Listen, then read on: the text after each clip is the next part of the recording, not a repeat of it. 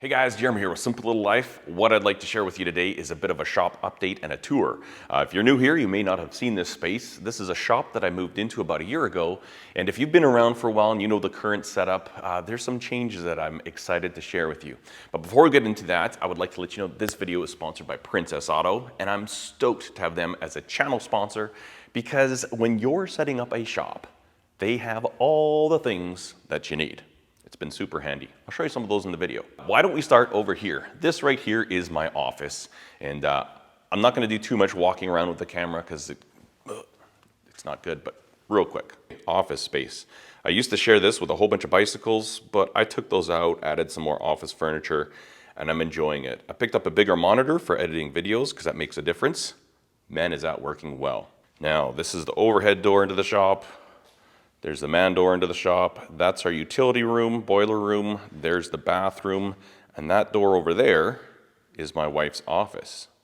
Let's head over to there. So this little area I've set up essentially very similar to the garage that I was working in. I've got my roll cabinet, nice big workbench. Workbench is along here. Tunes, important. And in this area I do a lot of my Kydex sheaths, and I also do handle shaping, laying out lines, you know, stuff like that. General work, general assembly happens here. Previously, I was doing a bunch of welding here as well, but I think that's gonna change. I'll show you that, and I'd like your opinion on it. Let's head over to that area. All right, so this area of the shop is what I'm calling the motorcycle shop. I picked up a nice motorcycle lift from Princess Auto. Right now, we're putting a new rear tire on my son's KLR 650. I picked up a little, let me show you. So just a nice little service cart. I haven't put any tools in it yet, but I'm gonna load this thing up with the tools that I need to do motorcycle work. And that's essentially what I want this area to be. My sons also have 3 toolboxes here, one for each son, and this is also their area. So they can work on whatever projects they have going on, whatever tinkering they wanna do, they can kind of do it in this area. And you know, my son and I were putting this tire on, putting it back together, and we accidentally pinched the inner tube. Couldn't continue because we didn't have an extra inner tube, and so we just left it. And I told him while we were leaving the shop the other night, I said, you know what's kind of handy is that we can just leave this tire here. We can leave the axle, the sprocket, everything just laying there and come back to it, and this isn't affecting any other work that I actually have to do. It is really, really nice. Over in that corner, we've got the lathes and the milling machine, and then upstairs above this mezzanine is just storage. Mostly junk at the moment. I'm gonna take you to the grinding room, which is this way. Grinding room, nothing has changed since I've shown this in other videos. Portable bandsaw, a little workbench, you know, a horizontal service to collect junk. That's exactly what that is. Used to have my heat treat oven on that cart, but I don't like it. Currently it's right there and I like it better. And then we've got our disc grinder and our 2 belt grinders, belt storage, and it's nice to be able to have a space where all this grinding mess can just live and I don't have to look at it. So coming out of the grinding room, this is the area that I'm excited to share with you. Let's take a look. Ta-da! This is an additional 50-foot by 50-foot working area. My parents have cleaned out all their stuff. They still have this car here. This is my mom's car. My dad gifted it to her for her birthday. I think they're gonna take it. I'm not entirely sure, but I can use this lift, this 2-post lift, anytime I want. Once this car's gone, if it leaves, I think it will.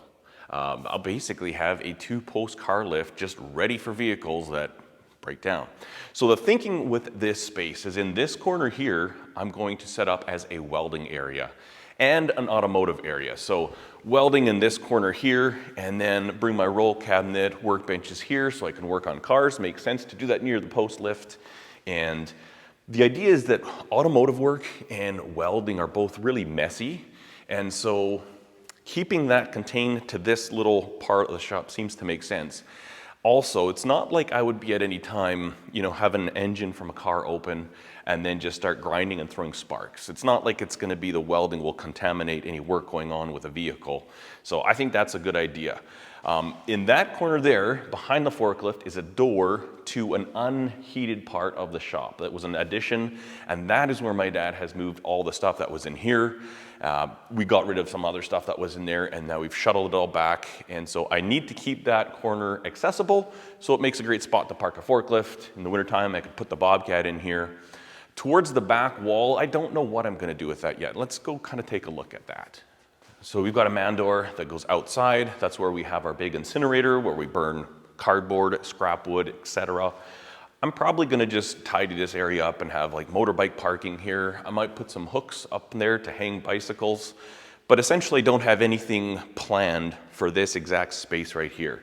But getting into this corner, this is where I've got some big plans. And this corner here is going to be my woodworking area. Currently, everything is on wheels, it's movable. I'm trying to find out the most efficient workflow. So I can take my wood here, I can cut it up, I can do all the processes I need. The idea being that I could store wood right there. So maybe I do have a plan for that space. Maybe I need to move those motorbikes. Basically, store the wood, process the wood, and once it gets over there, it's done. And I would love this to remain nice and tight and compact. So once I find out the layout that I really like, I'm probably gonna take the wheels off all these machines. I'm gonna drop power from the ceiling so we don't have cordage clogging up the ground. And then I will most likely put in a decent dust collection system. One system that all machines can be on, and just pipe it all accordingly. Right over here, we've got this workbench slash table saw. And this I can wheel out into the open space should I need to rip large pieces of plywood. This is just my welding table. I put a wooden top on it for now, but I can wheel this wherever I need to. And then in this corner, this is just gonna be storage. I'll show you that. So this was some racking that my dad had here, and he asked if you should leave it, and I said sure, I could make use of it. So eventually I'm going to take a lot of the stuff from the mezzanine, put it onto here. You know, things like Christmas lights, skiing equipment, all that stuff that you don't always need, it can live here. And then I might end up putting a drill press over here. I've got my wood bandsaw, my planer, a couple workbenches, folding workbenches and stuff, but this is also where I stain the signs. And then we've got this weird, funky, sign tree where we let them dry, and then I've mounted some fans on the side of this racking so I can turn the fans on. So essentially it's this small corner of the shop that is the wood shop. It'll start there. By the time it gets here, it's done and ready for my wife to do the painting on it. So the nice thing about this too is I used to do this out in the middle of the shop, and obviously there's sawdust all over the floor where I'm at, and I couldn't do anything else in the shop without sweeping. But I've been working here for a couple of weeks, and if I just need to make 5 signs real quick, we're not busy this time of year, I can just go bang, make those signs and walk away, turn the lights off and go do my knife stuff, my other stuff in that part of the shop. And I think it's gonna be really nice to keep the wood stuff isolated into this corner and welding stuff in that corner, and then the front of the shop for more of the assembly slash knife making slash other stuff. So that's pretty much where we're at. And I guess the way that I'm setting this shop up is almost like shops within the shop. You know, this area is going to be the wood shop. That will be the welding shop. And I don't mind having them far apart. In fact, I kind of prefer it. But when I'm in this spot, I would like it as compact as possible. I don't want to be walking 10 feet from this machine to that machine when they could be 2 feet apart and I could just do that. So that's how I'm thinking. I'd love to hear your thoughts if you have any input or ideas on setting this up. Let me know what you think about the idea of having kind of zones to work in. You know, working out of my garage as I did previously, it was nice because for knife making you don't need a lot of room, and it is very efficient. Same thing when I was working in the shipping container. Those of you who have been around for a long time remember working the shipping container, and the thing I loved about it is that I had my workbench here and I could turn around and there were my drill presses. I wasn't walking all over the place.